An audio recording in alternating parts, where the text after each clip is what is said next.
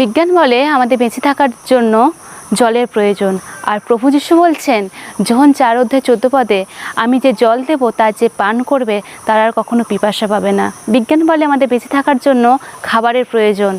আর প্রভু যিশু বলছেন যোহন 6:35 আমি রুটি যা জীবন দান করে, যে কেউ আমার কাছে আসে সে কখনো ক্ষুধার্ত হবে না। বিজ্ঞান বলে আমাদের বেঁচে থাকার জন্য বাতাসের প্রয়োজন।